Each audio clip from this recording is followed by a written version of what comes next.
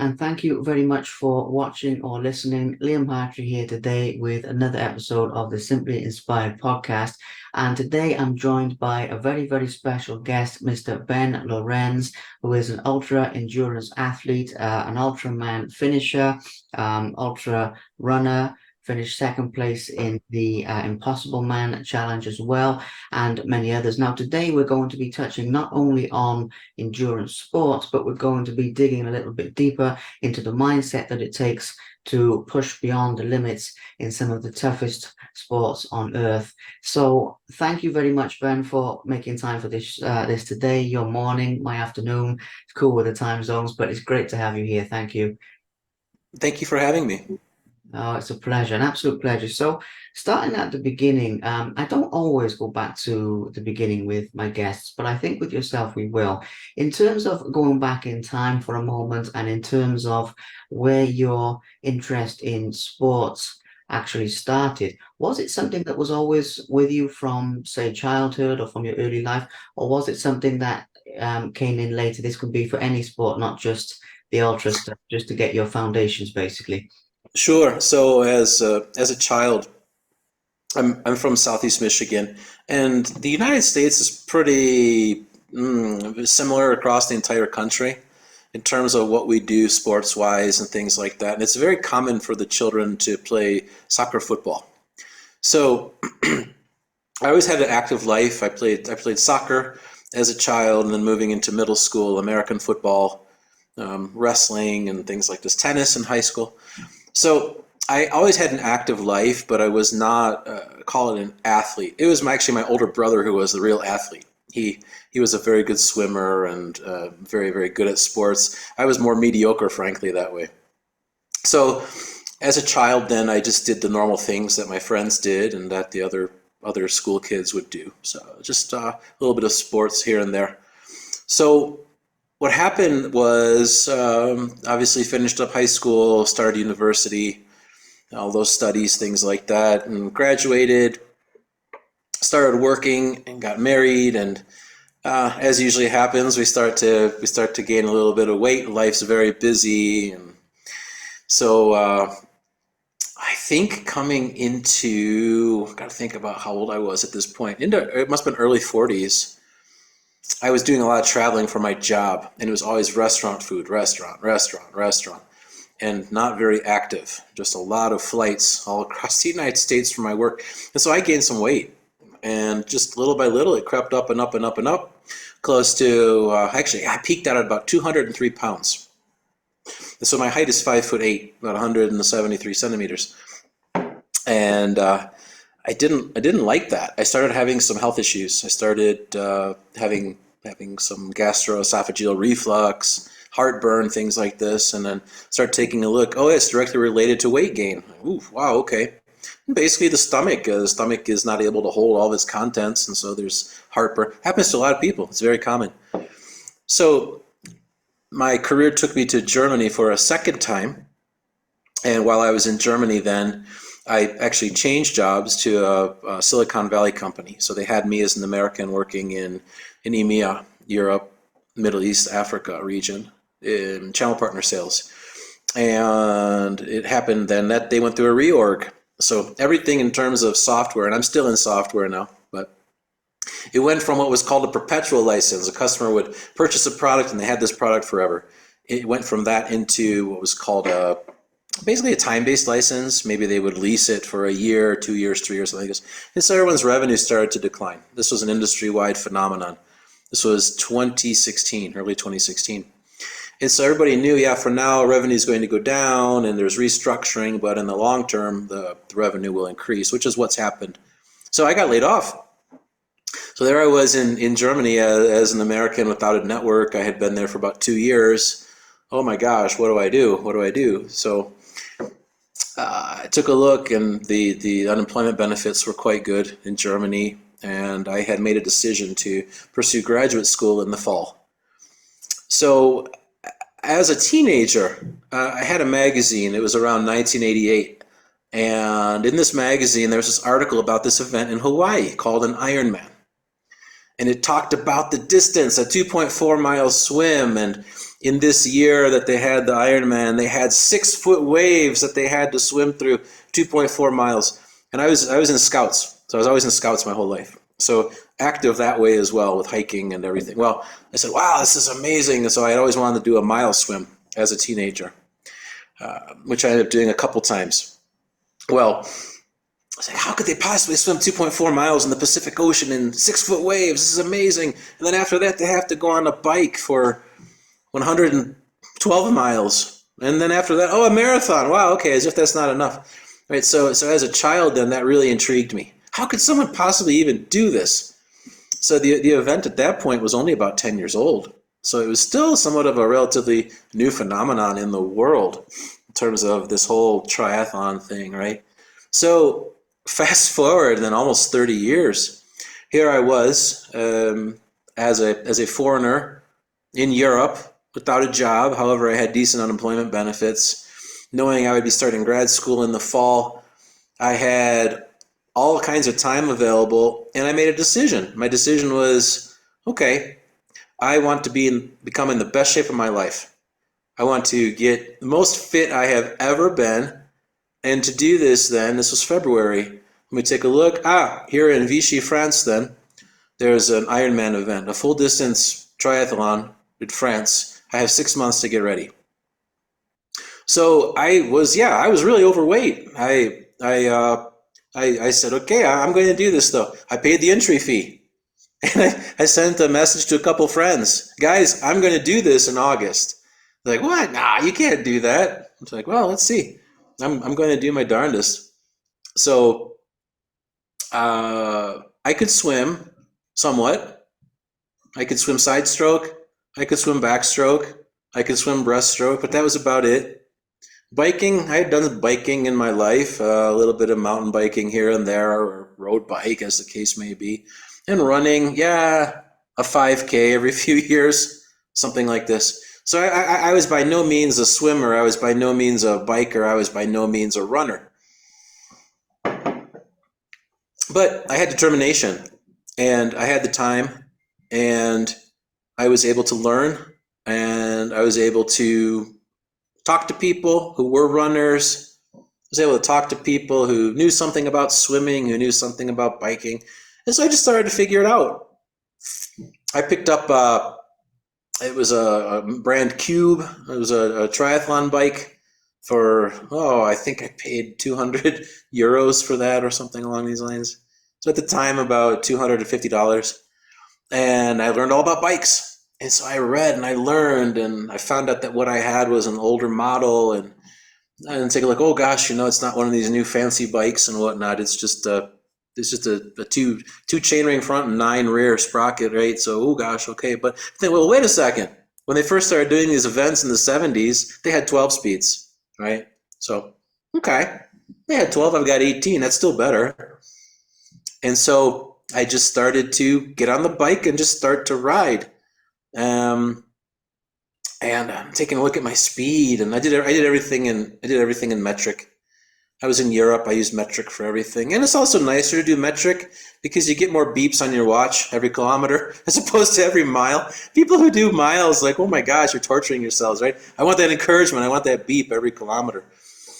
And starting with the running, then I couldn't run 5K without my knees hurting. And so, gosh, what do I do? And so I look it up, right? And you can have swelling, you can have this, you can have that. You have tendons and ligaments, and you have muscles, and it all works together for knee stability. And if your muscles aren't strong, then you can get knee pain. Whatever. So I would run as much as I could, and then I would ice. I took frozen peas, bags of frozen peas, just tied them onto my knees to eliminate the swelling. And then I started learning about painkillers, right? The difference between NSAID and non-NSAID painkillers and whatnot. And like, do not use ibuprofen or paracetamol during exercise. It can cause liver damage. It can cause kidney damage. What can I do? Well, if you're exercising, you can use acetaminophen. That's about the only thing. Okay. So just a continuous process of learning. And so every single run, these knees are killing me. How am I going to do this? I don't know. And then I found a training schedule online. It was from the New Zealand national team. And it was for full Ironman training. And it was a period of, I think, 6 months. So I documented that all out in my Excel spreadsheet, day by day by day by day by day. I started going to the local swimming pool in town and met all the old grandmas who were wearing their perfume as they swam and swimming their breaststroke, and then little by little, okay, here we go. Let's go to a freestyle. Let's go to a crawl. This is really pretty miserable, but okay, little by little, let's make this happen. Let's do this. So I followed that New Zealand national training plan day by day by day, hardly missing a day. It was 6 days a week. And eventually, for my family, I had two young children. And that was, other than my own self-motivation of having an interest in this for so many years, I wanted to do it for my kids because they knew, let's see, at that time, they were, 5 and 7 years old, 5 and 6, about to turn 7. And I wanted them to see what their father did when he had a very adverse circumstance. That is to say, losing his job unemployed in a foreign country without a network, how he adapted then and adjusted and became something, say, more, something bigger, something perhaps more successful, whatever word you want to fill in there. I wanted to show them then that regardless of what happens in life, whatever adversity comes our way, we can do more. We can leave that. We can become more. We can excel. So they, of course, knew about every single training thing that I did. I had never run a triathlon before. So taking a look then, what do people do? Well, when they're interested, usually for an Ironman, they take about 2 years. If they're really good athletes, they usually take about a year. If they're already triathletes, then yeah, they're on a called a 6-month schedule. But all right, if people do this in 2 years, what do they normally do? Well, they start training and then they do it's called a sprint distance. It's much shorter. Sprint distance is, call it 2 hours, 3 hours, 2.5, something like this. Then what do they do? Oh, they do an Olympic distance. An Olympic distance will be a few hours. Move up into a half distance, which is half the Ironman, on their way to the full Ironman. Half distance, yeah, people are looking around, 5 hours, 6 hours, something like this. Full distance Ironman, then yeah, people were really fast, maybe 10 hours, 11 hours, but yeah, 12, 13, 14. So I found on my schedule then, I found a half distance event. It was in southern Germany on a lake called the Chiemsee, which is in southern Bavaria, close to the Austrian border. And there were a lot of prominent people who were going to be there participating in this event. It's a really beautiful lake, perfectly clear water. And so I said, okay, here we go. I started my training 4 months out. There's a half distance event. That'll be my first triathlon. That'll be my preparation then for the full distance 2 months after that. So packed up my stuff, went down there, not having a clue. They had their expo the day before the event, and oh, look at this, you can demo a wetsuit. Well, okay, let's do that. So I tried out a wetsuit and started swimming with that. It's like, whoa, wait a second, this is interesting. This is a lot different because it adds buoyancy. So instead of having to try to stay on top of the water while swimming, while propelling, you're just kind of there. You float better. And then you're just worried about going forward. It's like, wow, this is kind of like cheating, but okay. Then so learn more about this, and there are water restrictions. So if you're a professional athlete, you're trying to place, you cannot use a wetsuit above a certain temperature. I don't recall now what that is. It ends up that there are, for each event, there are rules. So Ironman has its own set of rules. There's another organization, the IUTA, another organization. I can't even remember the names of them anymore. But there are all these different events. I think it's the Pro Triathlete Organization, PTO, something like this. They all have their own rules. They're very similar, but there are little nuances here and there. For example, you can't wear more than 2 layers. So if people wear 3 layers, they can get disqualified.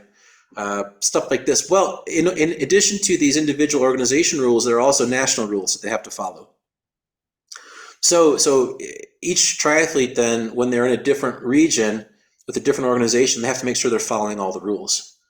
They're very, very small differences, but they can be significant. One in France, for example, is on the number, the bib number. You have to have 3 points of contact.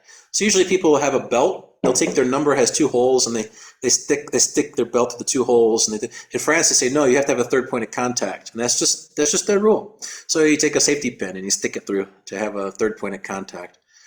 stuff like this. The temperatures will be different, where you can use a wetsuit, yes or no. If you're what's called an age group triathlete, which is in blocks of 5 years, so say ages 40 to 44, 45 to 49, and on and on. If you're an age group triathlete, you can wear a wetsuit pretty much anytime you want. However, if you want to place, and then if the temperature is too high, you can't do that. So learned about this then, and went into that event in the half distance, and I had my brand new wetsuit, and was ready to go to the event, and realized, oh my gosh, I forgot my swim cap. Swim caps are always mandatory. And so I had to run back to the car and get my swim cap, and I was the last person then on the waterfront, and they let me in. Here's my wristband, let me in, and swim cap on, and then all of a sudden, here we go. It's like, oh my gosh, all right, here we go. So everybody ran to the water and just started swimming. And maybe you've heard about this. It's a bit chaos. There's thrashing, and people are swimming over you and around you, and you're getting kicked in the face. And so it's, oh, here's somebody kicking me. Here's somebody from behind. And so it's quite an interesting experience. Like, what do I do? Just somewhat kind of grin and bear it. If you can hold your breath and float, you'll make it, right? You'll survive. So out I go, and people are passing me, and I don't care. I'm just there for the heck of it. I just want to finish. And there are cutoffs as well. So when you're doing an event like this, you have to have your swim done in, say, 1 hour. And I don't know the exact cutoff for that distance, but something like an hour. And then you have to have your bike done in about another, that'd be 4 hours. And you have to have your run done in another couple. So you have to have these cutoffs then. And if you don't make them, you're disqualified.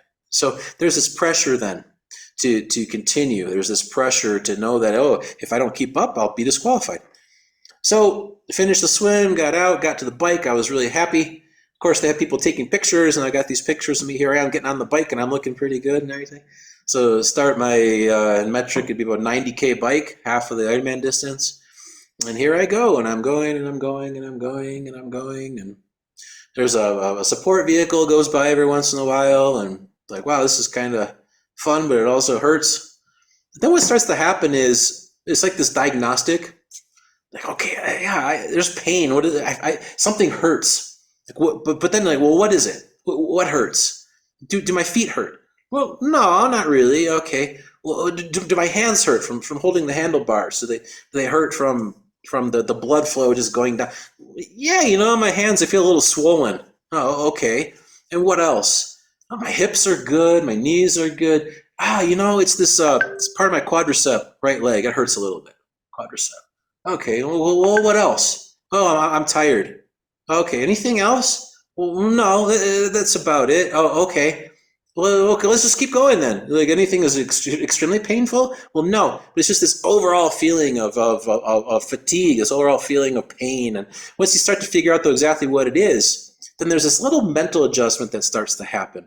Well, maybe I take a little bit of pressure off that leg and I push a little bit more with the other one. You start to make these adjustments. My back hurts a little bit. Well, let me just try to change my position a little bit, where I am on the handlebars or on the aero bars if I'm down in aero position. So just start to make these adjustments on the fly then. All right, so finish the bike event and then go into the run and a half marathon. So at that point, the longest I had run had been maybe, 12 kilometers, 15, something like this. So just same thing though. It was several loops of a 5K course. And around and around and around and around I went. Kids eventually had showed up, so they saw me running through. And every single time there's a different wristband to get. And so coming into the final, then the kids wanted to run across the finishing line with me. Older one did. Younger one, he's like, I don't know. But a guy took him and threw him up over the wall, and he had to run with me anyway. So finished with the kids. It's a really cool event because they see it. They see all the action, all the excitement. They become part then of what I had been working on, what they had seen me train for. So I don't want to run too long with that, but that's how I got into it. And moving forward into the full distance, I was in Vichy, France. Same thing. After the half distance, I was dead the rest of the day. Like, every step hurt. And it was like, oh my gosh, I thought, how am I possibly going to do twice this in 2 months? I was like, well, there are still 2 months. So got a little bit of recovery in and made it to France. And while I was there, in the swim, this had never happened before. I got leg cramps in both legs very quickly. So I ended up the swim, I think it was 2 hours and 6 minutes. I think the cutoff was 2:20. And as I got out of the water, they announced my name because they have announcers. These are really big events with several thousand people.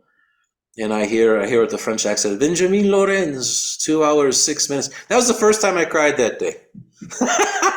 It was such a miserable swim that I can't believe this. I had never had leg cramps like this before. But it's the same thing, as I mentioned. As this is happening, as there's this adversity, how do we address it? What do we do? What do we change? What can we possibly fix to make it better? And in this case, like, okay, well, basically the whole swim will be arms only. And that's just the way it is. Legs aren't going to work. So, all right, it was wetsuit, thank God. So it's arms. And so at the point, like, oh, I'm 20 some minutes into this. I'm at this point, at this rate. Okay, gosh, you know what? I should have a buffer. So let's just go. Let's just go. Let's just go. Let's just go. Let's just go. Got out of that after 2 hours, 6 minutes in the water. It was a bit cold. They have these tents where you change if you want to change, depending on what you're wearing. And so I did. I got out of my swimsuit and I went into. I had bike shorts and a bike jersey. Under the bike, like, oh, this is kind of chilly. It was still early morning. These start usually about 7 o'clock in the morning, right when the sun's coming up. And got on the bike, started the bike course then, and like, wow, this is quite amazing. And I had accidentally sprayed sunblock in my eyes, so that was not good. Oops. They say never try anything new in the race day. That's the case, and I did. I used the spray and got it in my eyes. That hurt. That burned. But okay, here we go. We had some rain. I had trained in the rain. I was ready for that. After I'd been riding for maybe an hour and a half, all of a sudden there was this whoosh, whoosh, whoosh. Holy smoke. The professionals, it was a two-loop course. Professionals went by me. I was standing still. Wow. So me, I would normally go, say, I don't know, 25 kph, 25 kilometers per hour, 28 kilometers per hour, maybe 30, something along these lines, mid-high 20s. These guys are in the 40s, right? They're just, it's like, holy smokes. That was really amazing to see. Well, I had a long swim. I had a long transition, trying to warm up and everything. And then all of a sudden, what do I see? There's this van behind me. It was the pickup van. So anybody who didn't make a cutoff, they had to put their bike and ride in this van back to the start. Like, oh my gosh, no. And then eventually, at one point in time, this van passes me. And it's like, oh, what's going to happen? When I catch up to them, I'm disqualified? Or what's the deal? I don't know. I just kept going. I just went and I went and I went and I went and I went. I finished the first loop of that course. And I said, how am I possibly going to do this loop again? Another 90K. But you just go. How do you do it? You push with the left foot, you push with the right foot. And you push with the left foot, and you push with the right foot. And you just go. You just don't give up. So I went and I went and I went and I went. And on one part of the course, there's this climb. It's not that big of a climb, but it's enough to where, oh gosh, this is a climb. And they have aid stations along the route. And so you don't usually want to stop because you lose a lot of time, right? And so keep in mind, this is in France. And so I see this table up there, and I'm one of the last guys in the course, obviously, because the pickup van is right by me. And so I see these guys ahead, and all of a sudden they're like, oh, there's another biker. They were surprised. And I yelled out to them. I said, banana, banana. And the one guy looked at the other, and he said, banan. Apparently that's the French word for banana, banan. Oh, banan. All of a sudden, here they are. The one guy threw the banana to the other guy. He took it, and he cut it in half, and they pulled the peel off, and the one guy ran up to me and gave it to me as I was passing by. It was a beautiful moment. So I got my banana, trying to get a little bit more energy on me as I went up this climb. Hit this climb, and all of a sudden I start hearing this. All of a sudden the people, oh, there's a biker. Oh, allez, allez, allez. What they say in France for go, go, go, right? And I hear courage, courage, courage, courage. So I would say on that day, for whatever had happened in my life, I earned some courage. I earned some, let's go. I earned some motivation, pride. There were a lot of things tied up in that, a lot. And then finally coming into the end of the bike course, all of a sudden it's time for the marathon. I had never run a marathon before. I'd only done a half. So my first marathon was in the Ironman event. So, all right, get my shoes on. And every single step, every time I hit the ground, I felt like I was going to vomit. At this point in time, being one of the last athletes, a lot of the stuff was gone. So they didn't have any crackers or biscuits or anything like that. I don't remember what they had on the course, but I wanted crackers. I wanted saltine crackers. They didn't have any. I'm like, okay, well, I'll just go. I started to become disoriented as well a little bit on this loop, and so I asked somebody, "Hey, I've already been here," and they said, "No, just keep going that way." I said, "But that doesn't make sense." No, just keep going that way. Oh, okay. So there. I have nothing I can do but trust them. So I just continued on my way, and I see this was a 4 loop run, and so I see people. They've got one bracelet, two bracelets, three bracelets already. I've got none. Right? It's somewhat demoralizing, but everybody's got his own race, and so we just do the best that we can do. It's we do it for ourselves. We do it for our family. Maybe we do it for a charity. Maybe we do it for others who can't. There are a lot of reasons, right? I was doing it for myself. I was doing it for my children, and my parents too. I knew my parents would be really proud of that. And so there was one point in the course. Then there were two Brits there. A husband and his wife was alongside him, and I hear her say, "Michael, let's go, Michael. It's all in your head." She says to him, and this guy's there. He's like, right. It's all in my head.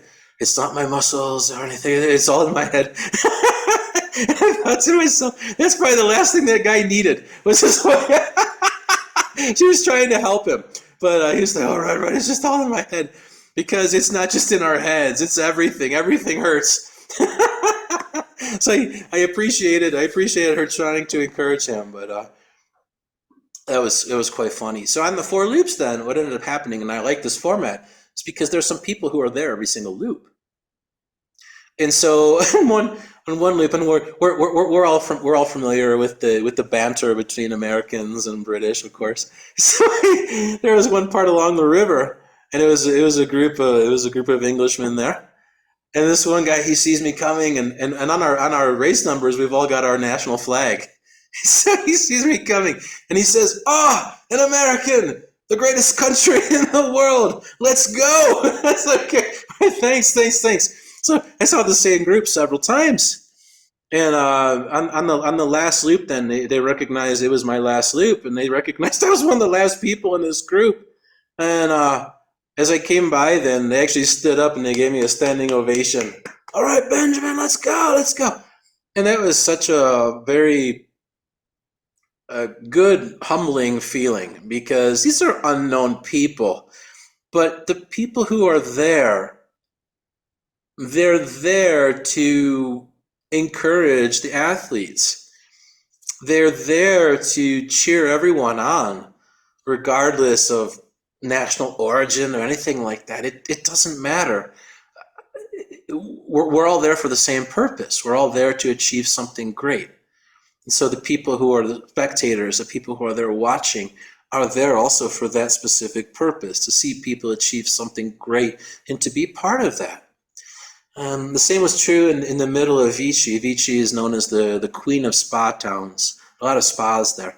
It's a very historic city, very beautiful city. And the same thing was there. The French kids were in the center of the city.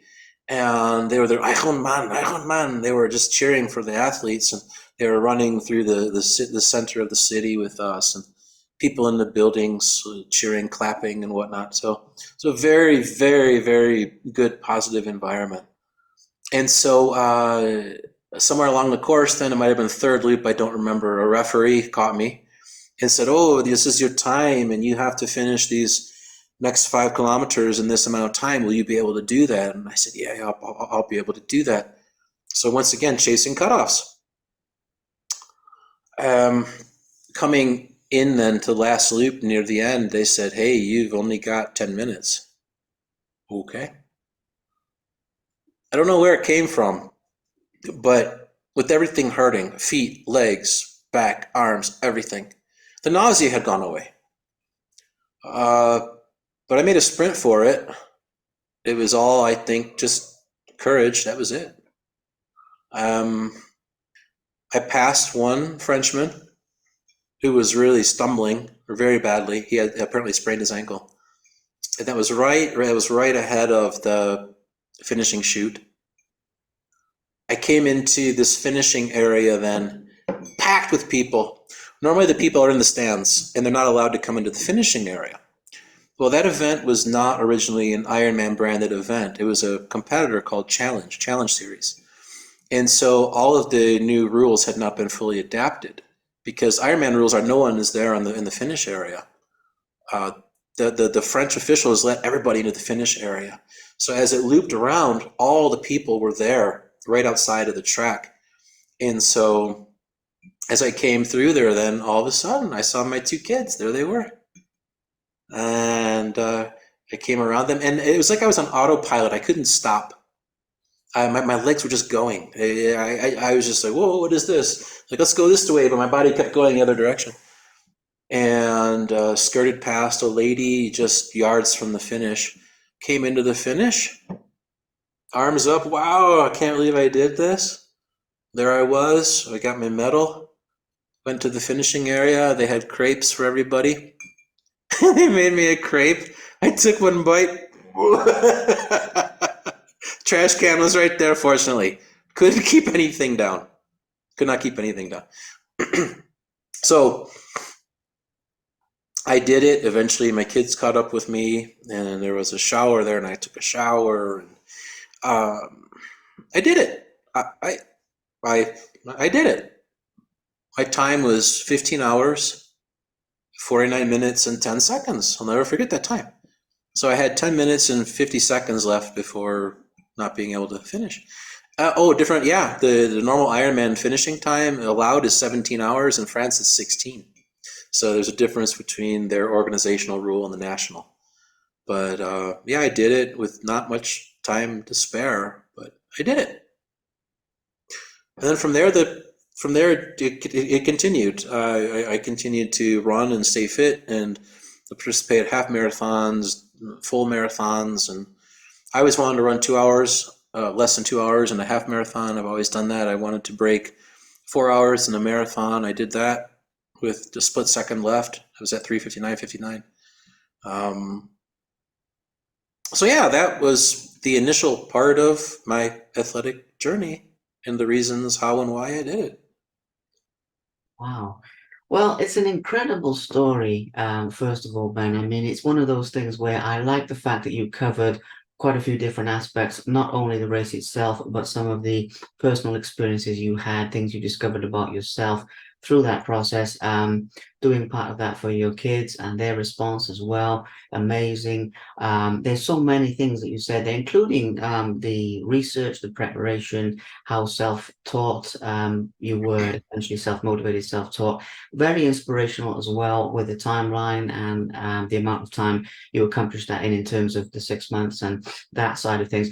So when it comes to continuing this, it really is my next question. You mentioned keeping busy with marathons, keeping busy with other things. I'd like to touch on the inspiration for that in terms of the fact that you obviously have these limits. You mentioned 2 hours for half marathons. You mentioned with the Ironman, the professionals zipping past you. And, so I Mm-hmm. imagine maybe there was a question of, can I catch up to that sort of standard? But in terms of your continuation to doing these ultra distances, even beyond an Ironman, what was your Yes, inspiration to continue to push the envelope and see how sure. far you can go with this? Yeah, exactly. So I knew that speed wise I would not get much faster, if any. So on a half marathon, sub 2 hours is good. I mean that's pretty quick. I mean what they say is when you run a half marathon, you always want a number one in that first digit. So if you have a number one in that first digit, that's pretty good. If that ends up being 110 or 159, people are happy when they have a one there. So all race conditions are different. Our state of mind, our physical fitness capabilities, things are always different. Depends on what we're training for, right? So I was quick enough for that. But going to the marathon distance, that's a much bigger challenge, obviously. And the same with the triathlons. Then, so I liked it a lot. I was very inspired, and I was digging around, and all of a sudden I see this thing called Ultra. Like Ultra, what is this? Ultra, that's interesting. Like, oh, Ultra marathon. Oh, anything over 50 kilometers. Right, so a normal marathon is 26.2 miles, 42.2 kilometers. But you get to 50 kilometers, like all of a sudden that's an ultra marathon. Huh, that's interesting. oh, and then, oh, okay, so next distance is 50 kilometers, and then 50 miles, and then 100 kilometers, 100 miles, and then people go beyond that, like, holy smokes, that's interesting. These are really some crazy people. Okay, I kind of like that. And then ultra triathlon, really? Let's take a look at this one. What is this? Oh, so Ultraman. Okay, I know. You've interviewed Tim, right? Out of British Columbia, Canada. I have, Yeah, yeah. yeah. So yeah, we're all connected. So many of us have never even met in person, but it's a very small group. So when you get into ultra categories, there are a lot of people who are ultra runners. They've run 50K, and but then when you start getting up into more distances from that, that number really, really greatly declines. When you get into ultra triathlons, it's a small group of people, and all of us are we're all aware of each other because there just aren't that many of us. So all of a sudden, I ran across this Ultraman thing, and so I said, "Okay, Ultraman, that wow, all right, what is this?" So compared to 2.4 mile swim in Ironman, it's a 6.2 mile swim. It's about two and a half times more. So it's a 10-kilometer swim. Okay, wow, that's a lot. I can just out of curiosity, let's see. So the channel swim, let's take a look. 21 miles. Okay, so I'm doing 6.2 miles. So I'm like starting to get into this really large distance of swim to begin with. If I do that three and a half times, and I've swam the English Channel. Okay, interesting. All right. And then for a bike, what do we have here? And I had to figure out exactly what I don't remember the numbers exactly. What is like 60 miles on the first day, and then it's 260 miles the second day. So as always, I'd done all my stuff in metric, but like, well, that's a lot of biking. That's a lot. That's an awful lot of biking. Okay, and then the third day's double marathon. Wow. Okay. Wow. So the whole thing was 320 miles, 515 kilometers. I think I want to do that. So I first thought about this around 2018, so a couple years after the Ironman distance. And I wanted to apply in 2019. I missed the entry deadline because I said, you know what? If I'm going to do an Ultraman, I want to do like the toughest Ultraman. I don't just want any Ultraman. There's a really famous one in Australia. It's at sea level. There's a really famous one in British Columbia, around sea level. Most of them are around sea level. Florida as well, sea level. In Europe also, so Spain or UK. I think Wales has one. They're around sea level, ocean swim or whatnot. It's like, well, ocean, that's extra buoyancy. That salt water gives you more buoyancy. It's like, eh. And so all of a sudden, I said, wow, check this out. There's one in central Mexico. And, oh, look at this. Central Mexico. It starts at 8,000 feet altitude. Let me take a quick look. Oh, wow, that's 72% normal oxygen. Okay. That's probably the toughest one in the world. Oh, and the vertical on the biking is really big. I don't recall now what it was, but it was some thousands of feet of vertical on this bike course. It climbs up a mountain and then goes back down the mountain and everything. So, like I think I want to do that one. If I'm going to do an Ultraman, I want to do the toughest one, arguably the toughest one, and I also want to do that because it's in Mexico. I've always liked Mexico, and the community is really good in Mexico. People just come out. Something's happening. People just show up. Take, hey, what's going on? So keep in mind, this was 2020 then. This was the year of COVID. So I had gotten, I think I registered in the fall of 2019. Can I do this? I don't know. Let's give it a try. Let's really go all the way with this. And so I started training, and COVID hit. I kept up all the running. I didn't do any swimming though. I kept up the biking. It looked like the event wasn't going to happen.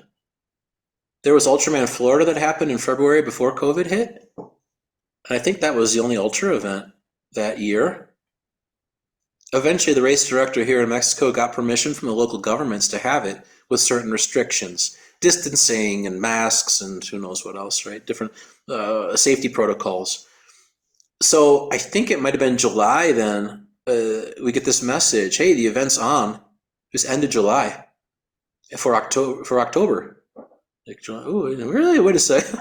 3 months. Really? It's happening. Oh my gosh. Oh my goodness. and I didn't even know if I could travel to Mexico. So the travel warning was a level 3, and it was only emergency only and whatnot. And holy smokes, it's like, well, it might happen. I'm going to go for it. So all of a sudden, I started picking up the swimming again, and I had a long swim of 9 kilometers. I felt like I was just going to die. And I thought, oh my gosh, how am I possibly going to do this? Because in the event, you go out of a 10K swim into a really long bike, a 140K bike, I think it is, that day one. So I was like, oh, gosh, I don't know. I don't know if I can do this. I was with my parents at the time, and my mom said, well, maybe you want to go next year. And I was like, no, I got to do it this year because I don't know what's coming next year. I got to do this now. I have the chance now. I have the opportunity now. I have to do this now. So I just proceeded. I took some recovery time, and then I got back on the bike again. I did more running, and it just kept going, going, going, going. And so it was amazing about this. I couldn't believe that. I couldn't believe this. What I did was I spent 3 days a week training, and then I took 4 days off. Everybody's got a different philosophy about this. My philosophy was I want to get close to simulating a 3-day event. And then on those other 4 days, I'm just going to do marginal activity. I'm going to let my body recover. Some people might go, say, 5 days training a week, 6 days training a week at perhaps half the distances. I said, no. I'm going up to 12 hours a day, like the actual event.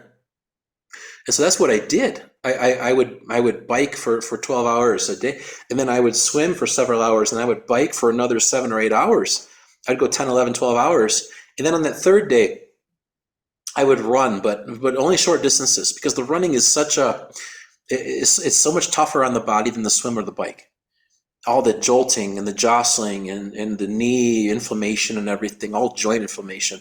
And so I kept all my runs just to a couple few hours. I would go, say, maybe 15 kilometers, 25 kilometers, something like this, knowing I had 84K on the radar for that day 3, the actual event. So this is what I did. But what was crazy was I would go 2 days in a row up to 12 hours training each day. I wasn't sore. Everything in my body was so tuned. It was so optimized.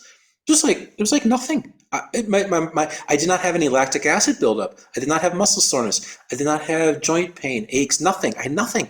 I could just go for 12 hours a day, and it was okay. It's okay. I guess I must be ready. So what happens? The emergency threat level is down to a level 2. This is about a month out of the event. There are no travel restrictions to Mexico via air. Okay, I got my plane ticket. So, all right, here we go. I'm about a month out. And then the weekend before the event, the race director, if you have the chance to talk to him, you should as well. Van Sanchez is his name. He did Ultraman in Wales. He's the youngest ever to complete that event, that distance. I think he was 18. And he's a friend now. We know each other. He just lives right down the road here, actually, from where I spend most of my time in Mexico. Well, he contacted me and said, Ben, hey, you're coming into Mexico. Would you like to stay at my house? I was like, yeah, absolutely. He's like, yeah, come here. My mom cooks and everything, and you could stay. Wow, great. And so I came into Mexico, and he picked me up at the airport. Of course, all these safety protocols were in place. Everybody masked this and everything. I traveled down there with a 23-pound bag. I had my bike in it and my Ironman backpack from France. That was all I had. Nothing more than that. Most of these people, they'll have their items. They might have 2 bags. They'll carry up to 50 kilograms with them, 2 suitcases, and they'll have a backpack. And they have their team. All these people typically train with a team as well, because in the event we have to be accompanied. The swim is a swim. The swim was in a reservoir in a lake, and so everybody is there. And so it was 500 meters out, 500 meters back 10 times for 10 kilometers. But on the bike, every biker is escorted with the vehicle behind. And so you have to have 2 people in a team with a vehicle. So I showed up with my 23 kilograms in a backpack with no team. Hey, could you help me find a couple of people, please, who would help me? So met a guy in town, and he said, yeah, sure, certainly, I can help you. Okay, great. Not knowing who he was. Do you have a car? Oh, my car's in the shop. Oh, all right. How about somebody else? We found somebody else who had a car, who was willing to help, and went into the event that day. It was low 50-degree Fahrenheit, so it was like 12 degrees Celsius, something like this. Fairly cool, a little bit windy, and the Mexicans that for them that's fairly cold. So a lot of them are wearing what we would call winter coats, down jackets, and things like that. And so they had this in the States we call it a porta potty. It's a toilet they stick up on. So like, okay, and that's always good before these events. You want to eliminate as much as you can from your body, and so hopefully that happens before the event starts. So that happened. I went to that porta potty, and I was wearing my triathlon suit. Then it's a one piecer, and then over that then there's a wetsuit. And so I came out of that porta potty then, and I just only had the bottoms on. I hadn't put the top over my arms. I came walking out as this Northern European genetic person, white as can be, out of this porta potty, and they all just stared at me like, "What the heck?" Because I looked white as a ghost, right? And not covered up or anything. But I'm accustomed to the cold. I'm from the northern United States, so they just looked at me like, "What is with this guy?" But the event kicked off, started to swim, loop back, loop back, loop back. Only one person is allowed to meet you at the shore, but you can have something to eat, you could have something to drink. My swim time was just over 5 hours. And in the middle of that swim, huge winds started coming through to the point they pulled the boats off the water. And the people who were there for safety, they were just floating in life vests in the water. I don't know how they did it, because to me the water was cold, even with the wetsuit. And they were there, though. They were accustomed to it somehow. So with that wind and everything, there was this slop of waves on the face and everything. At some point in time, they took hot water and started pouring it down the wetsuit to keep me warm. Finished the swim, had to run about 2 kilometers to get back to the road where the bike was. This was really cool. There's police escort all the way through town. So from where that reservoir was all the way through town, out of town, had police escort. Like, wow, it's like being a professional athlete. This is pretty cool. My number was 7. So my bib number was 7. There are, I think, 24 of us that competed. I was the only non-Mexican in the event. And finished up that bike. I finished it at 11 hours, 50 minutes. Cutoff was 12 hours for the day. My team had actually routed me the wrong way. They sent me 10 miles too far. So 10 miles too far on that course was a good 45, 50 minutes. So that's why then I came in close to the cutoff. But into day 2 then, that's the big one, the 270-kilometer bike with a lot of vertical, climbing up the mountain and back. Went about my business there. And how do you do it? The same. So what was cool is we started as a group. And so we all tried to stick together as a group as much as we could because of the aerodynamic benefit, right? Once we got a little ways out of town, all of a sudden the referee's like, "Hey, you have to split up. You have to give distance. You have to give distance." And they're like, "We're just going to try to stick together as much as we can without getting a penalty." But when I wanted to get as much distance under my belt early in the morning, the sun wasn't quite up yet. As we had sunrise, there's no wind. So just go as fast as possible, try to get a lot of distance under the belt. And then throughout the day, so it's part of the challenge here is the altitude, going between 8,000 and over 9,000 feet the whole entire time, 72% normal oxygen, and then also the temperature variation. So the days starting at 12, 13 degrees Celsius and going up into the mid-high 30s degrees Celsius, high 90s Fahrenheit. So it got hot during the day, but little by little made the way back. At the highest point on the return, I stopped. As a team, I just want to stop. Just want to take a break, and I was there already exhausted. I said, "Hey, this is the highest point of the course, right?" Like, yeah, Ben, this is the highest point of the course. It's the highest point of the course. I said, "Okay, good." And I said, "So now I've just got this much more to go, right?" "Yeah, Ben, you just got that much more to go. Just keep in mind, it's all downhill from here. It's all downhill. It's all downhill." Okay. So I went about my way, took another quick break in the parking lot at a convenience store. Coca-Cola was my friend. It was really good to drink Coca-Cola. It sat in my stomach very well. And then made it to the finish line, day 2, 10 hours, 30 minutes. So I had an hour and a half to spare. Great day. Third day, marathon. Crack of dawn, no sun, nothing. It's just total dark. We had to have a flashlight with us or a headlamp. We all hit it, went off to the races. running through these dark streets. It was pretty much middle of the pack for the first maybe hour and a half.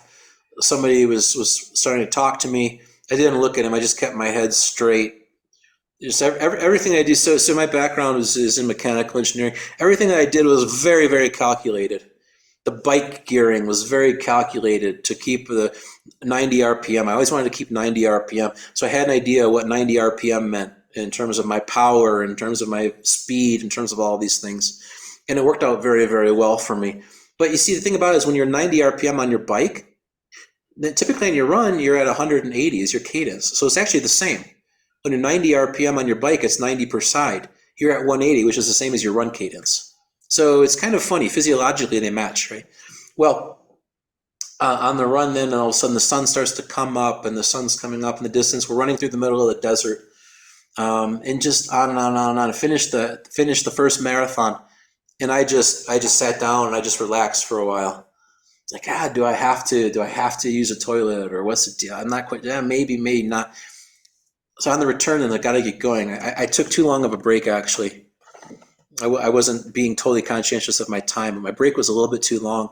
So all of a sudden, taking a look at my time, oh, geez, okay, I've got whatever it was at that point, something like 5 hours to finish the second marathon.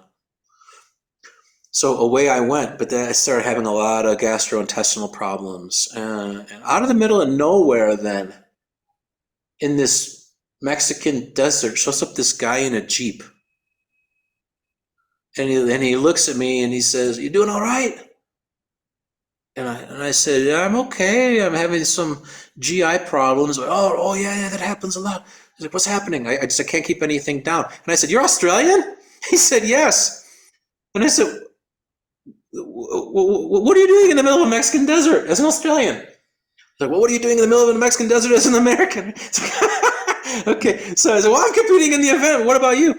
And it ends up he was the race director of Ultraman Australia. Happened to be working in the area, in the mining industry. It's like, are you serious? So once again, here we go. We have this very, very small community, a very small world in terms of ultra events. His name was Tony, and Tony was the race director for Ultraman Australia, working in Mexico. Like, wow, okay. So he had some stuff for me, and he's like, "Hey, can't keep anything down. Can I get you some ginger beer?" And I was like, "Yeah, that would probably work quite well." He's like, okay. I'll go get you some ginger beer. Like, all right, so I continue on my way, and he's like, "You see that car up there?" Like, yeah. He's like, "You know what your goal is?" "What's my goal, Tony?" "Your goal is to catch that vehicle." And he's like, "After you catch that vehicle, you go and you catch the one after that." I was like, okay. So away I went. I caught the one vehicle. And just having terrible problems. I could drink Coke, and at that point in time, it was about 98 degrees Fahrenheit in the sun. That's what the car temp showed. It showed 38 Celsius. I was like, oh my God, it was so hot. And it was a bottle of water, bottle over the head, and a sip, and then as much as possible, water over the head and a sip, because that's all I could do. I forgot about the 20K mark, I threw up. So at that point in time, I thought, oh no, this might be it. I might be over. I might be done. Because a lot of times you throw it, that's it. But I kept going. And then at about the 60K mark, they say, "Here, why don't you try this?" It was a bee stinger gel, and it's made out of honey. Yeah, this should work. I took that same thing, threw up.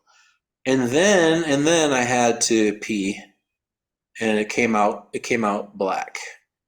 I said, "Oh, I know what this is." If you've heard the term rhabdomyolysis, it's basically your body begins to process its own muscle tissue. So I was totally dehydrated. And so this is what was happening. And then what happens is those components get processed by the kidneys. It starts to cause kidney failure, which causes bleeding of the kidneys, which is why the urine is dark. This is the guys, I got blood in my urine. The guy said, "Vamos." And so it just kept going as much as I could. Just go. Coming into the finish then, at the halfway point, I had said, "Tell the guys to get my flag ready, national flag, U.S. flag." So I'm going to finish this.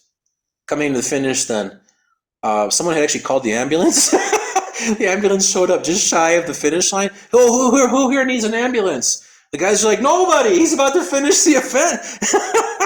So coming in near the finish line, one of the guys, he brought the American flag to me. And so I came into the finish line then. And once again, it was similar to finishing the Ironman.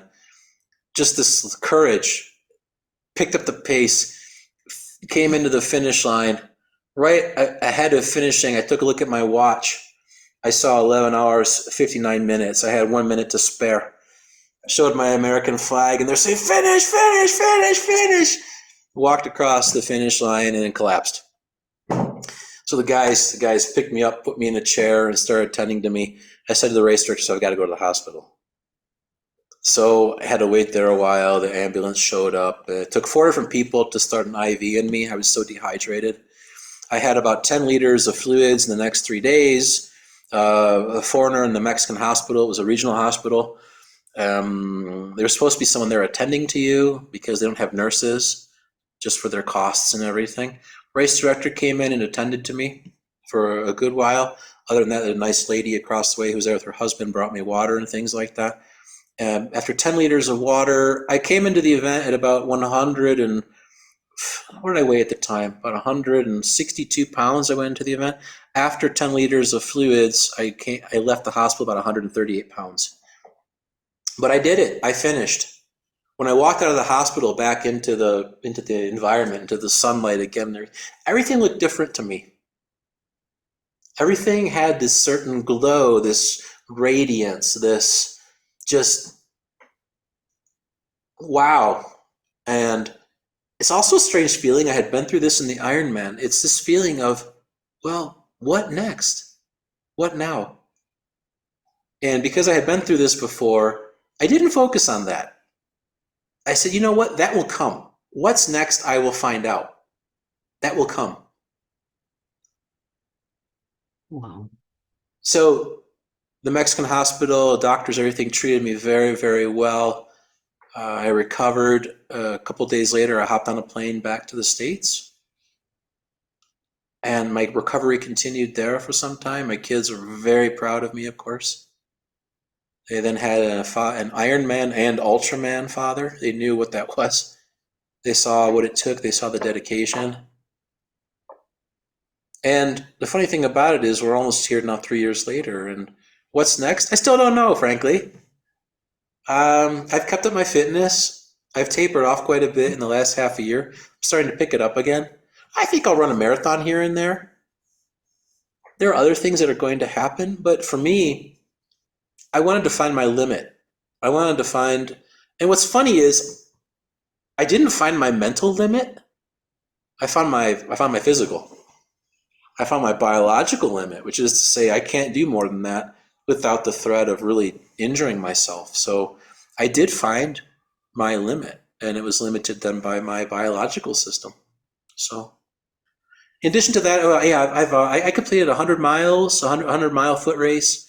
I think that was a year ago I did that. So that really comes down to a lot of mental, because there's no way you can train for that kind of distance. The beating of the feet and the knees and the hips and everything, you can't train for that. You can run a lot. You can run as much as you can in a given week, but that becomes all mental. And by the way, a lot of women win these events over men because they're stronger. They're mentally tougher than men, because you get to a point where it's no longer physical. It's all here. And the women are absolutely amazing with that. They do beat men every once in a while. Get to 100 miles and so on, you'll see women at the top. So I've done that. That then puts me into a very, very small category of people, because a lot of people, they can run a ton. A lot of people, they can bike a ton. A lot of people, they can swim a ton.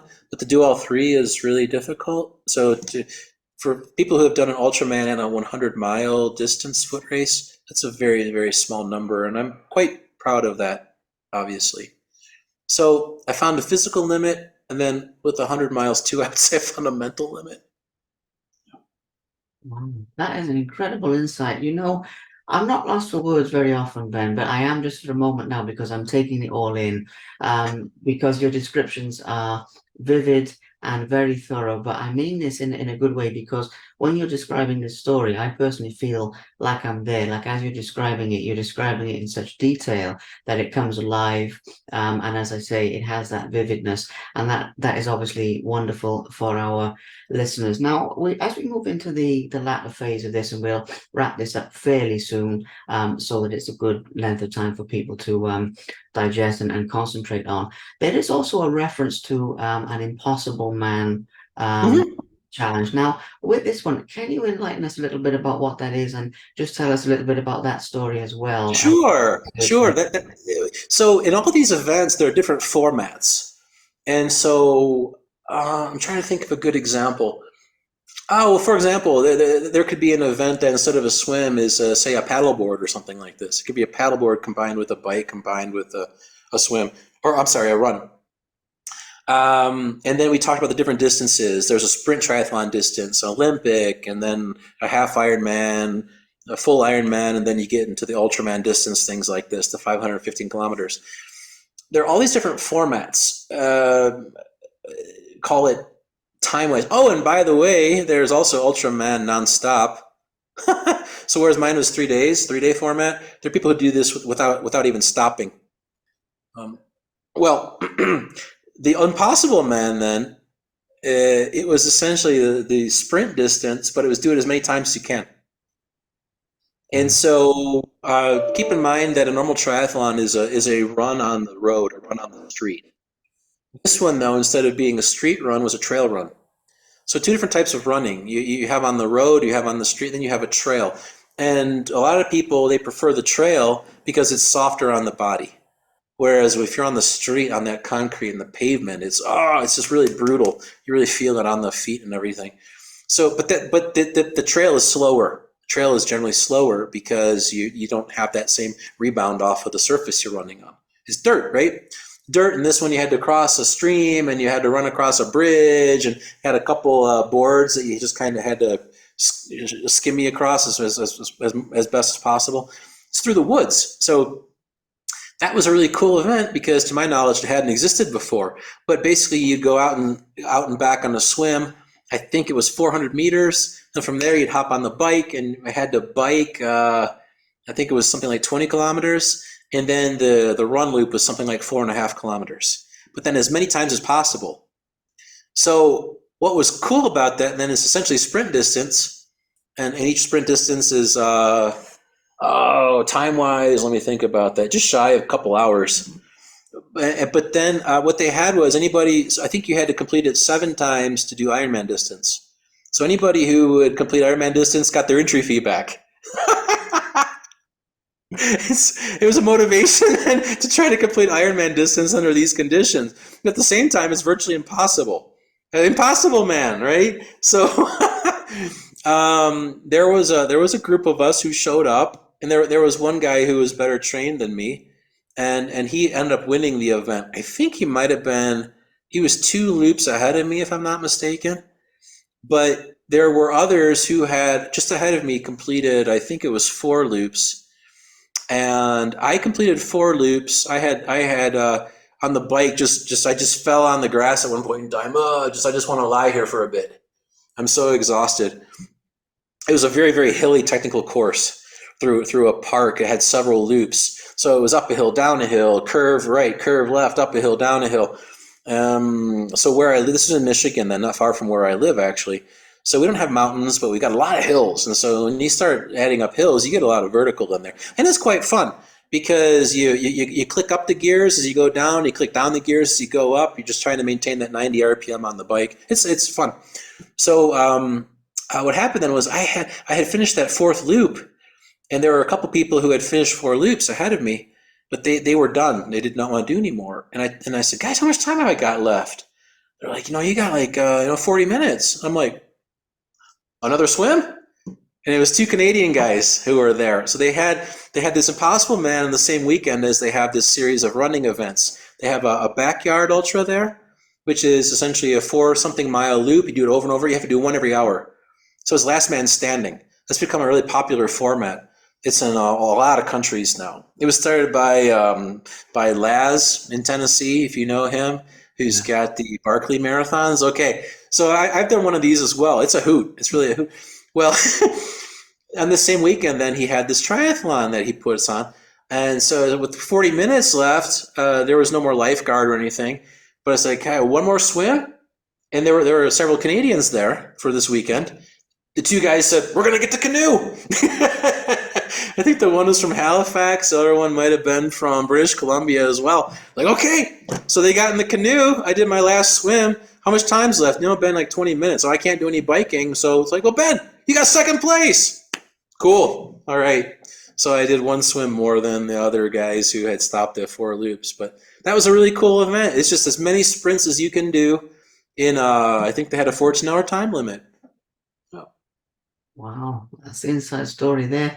Absolutely incredible. Now, what I love about this today, Ben, is we really covered both sides of the coin that I was aiming for. What I mean by that is the fun questions, the stories, the insights into your experiences, and then what those experiences have taught you. So the meaning and the purpose behind them, what you've learned from them, how they've influenced other areas of your life outside of Yes. sports, everything. So we've really toggled that very nicely. So we'll wrap this up shortly, for, as I say, for the time thing and everything. But with regards to your future plans, you mentioned earlier that you're still not sure exactly what's next, although I still get a sense that you still have that hunger, you still have that drive.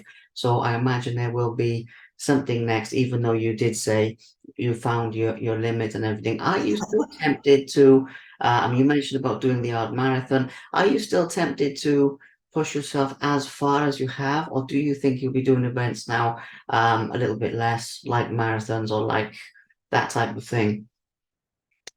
I'll tell you the I I would.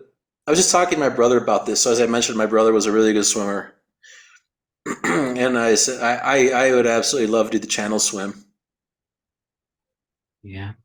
21 miles, 30, 32 kilometers. So the way I've done all of this has been very, very logical. So I, from a mechanical engineering background, I mentioned on the bike, I actually calculated like how many times I have to rotate the crank and everything.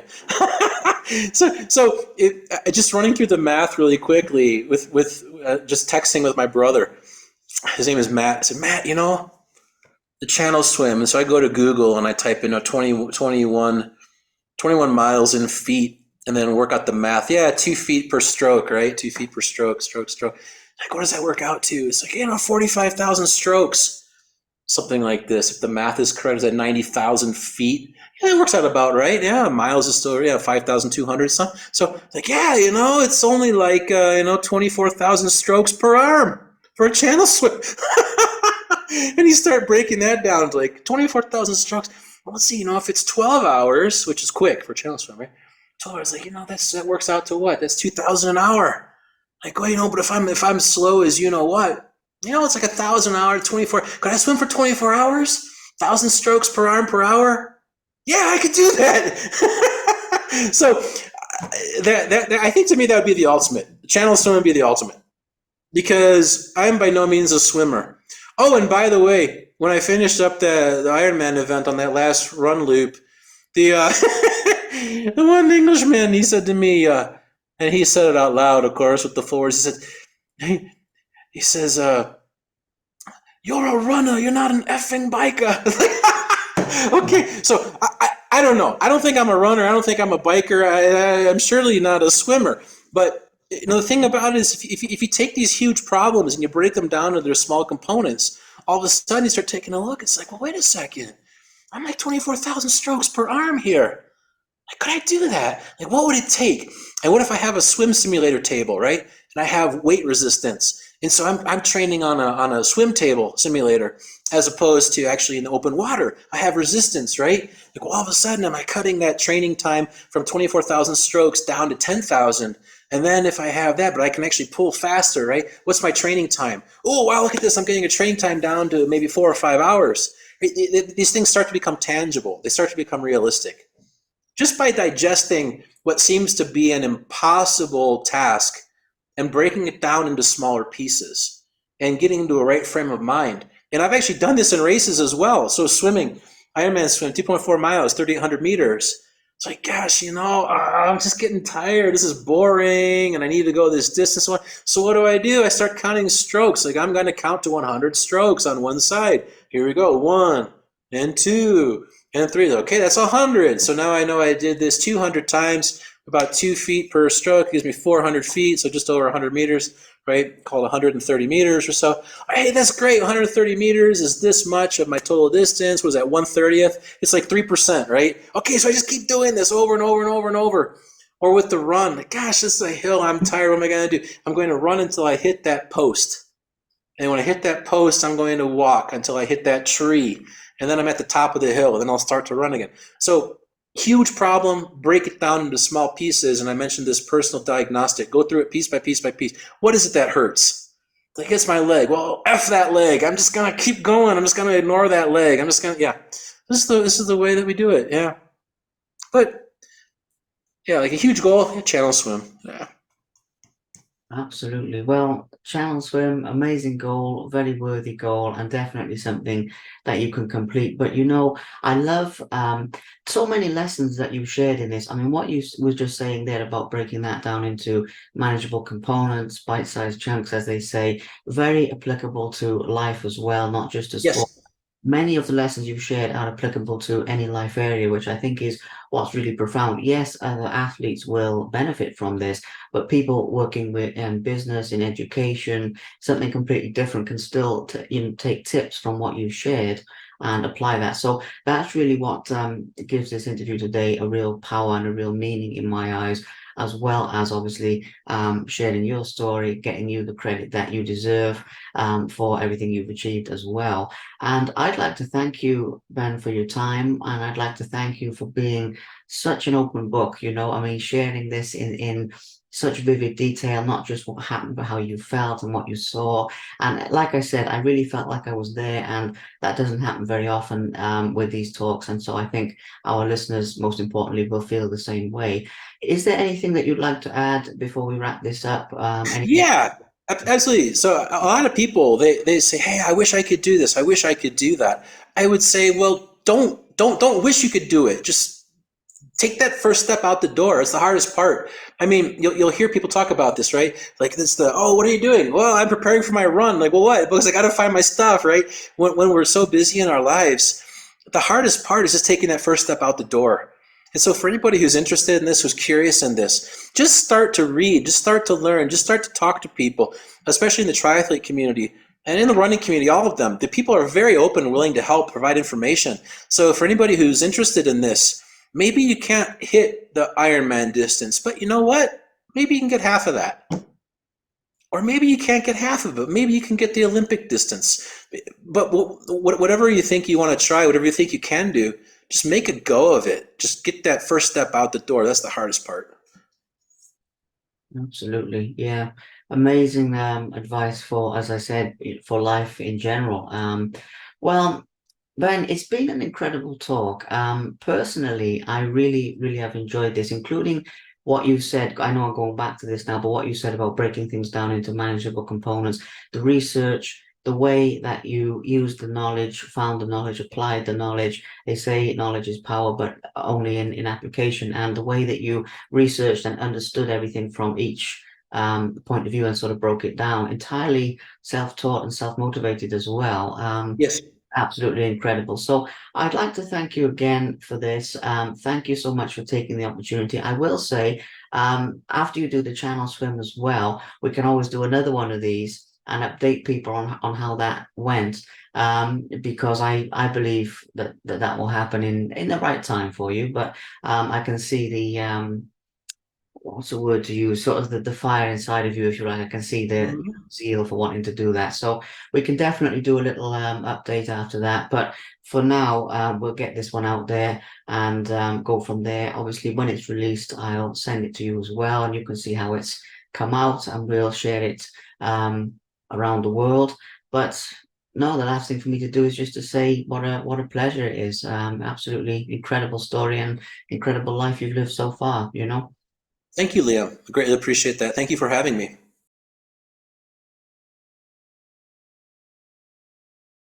Thank you very much for watching.